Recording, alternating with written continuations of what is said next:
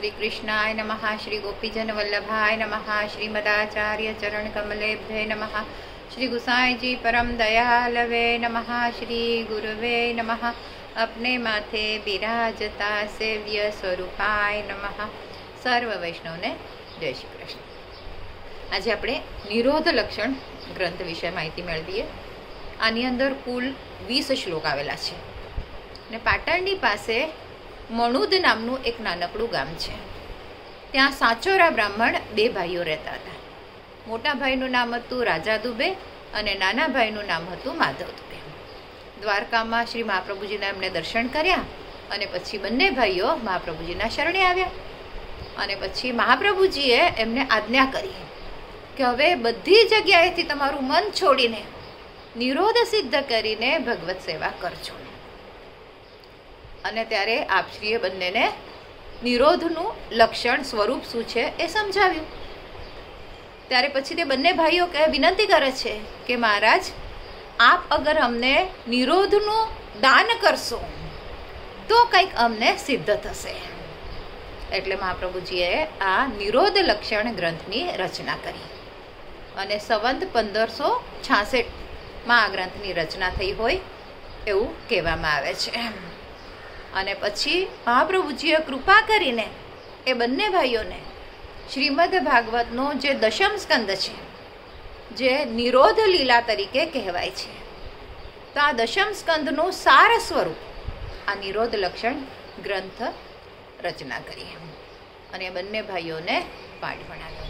એટલે આપણે આ ગ્રંથનો જો અભ્યાસ કરીએ તો આખો દશમ સ્કંદ જાણે આપણને હૃદયારૂઢ થઈ જાય, આપણે એનું ખૂબ વ્યવસ્થિત રીતે જ્ઞાન થઈ જાય। પ્રભુની બધી જ લીલાઓનું સુંદર વર્ણન આમાં કહેવાયું છે।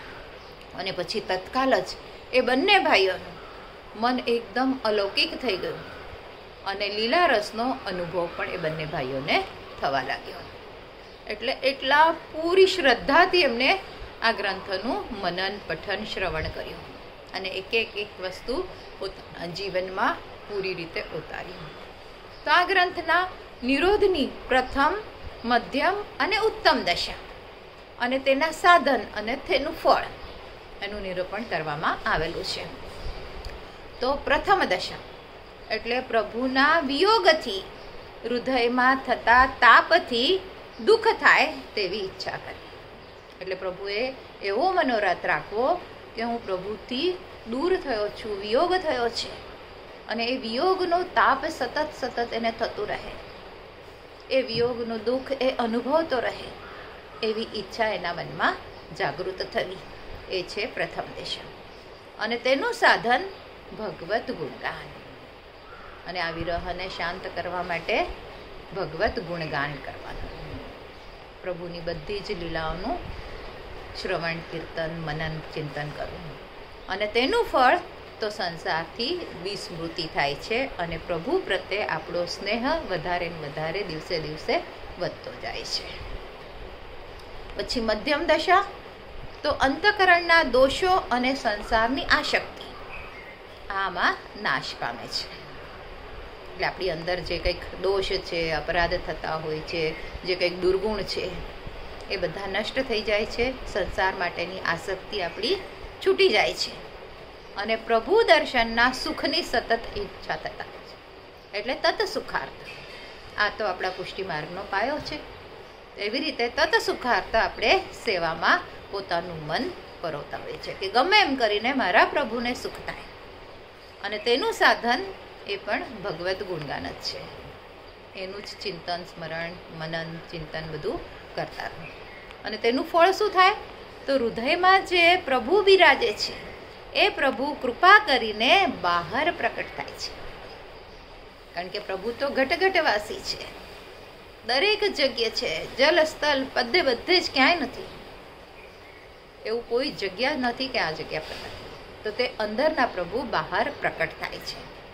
અને ત્રીજી દશા ઉત્તમ દશા એટલે ફલરૂપ વિરહ દશા આપણને પ્રાપ્ત તો થાય જ છે અને પછી તેનું સાધન કેવલ પ્રભુ કૃપા।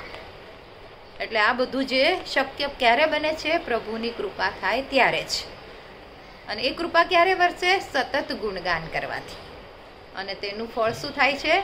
તો રસાનંદનું દાન મળે છે, સ્વાનુભવ થાય છે, પ્રભુની અલગ અલગ બધી લીલાઓ આપણા હૃદયમાં સ્ફુરિત થાય છે. આજ માટે આટલું જ. આજના મારા વચનોને પ્રભુ ચરણોમાં સમર્પિત કરું છું. કૃષ્ણાર્પણમસ્તુ. જે કંઈ ભૂલચૂક થઈ હોય તે માટે ક્ષમા ચાહું છું.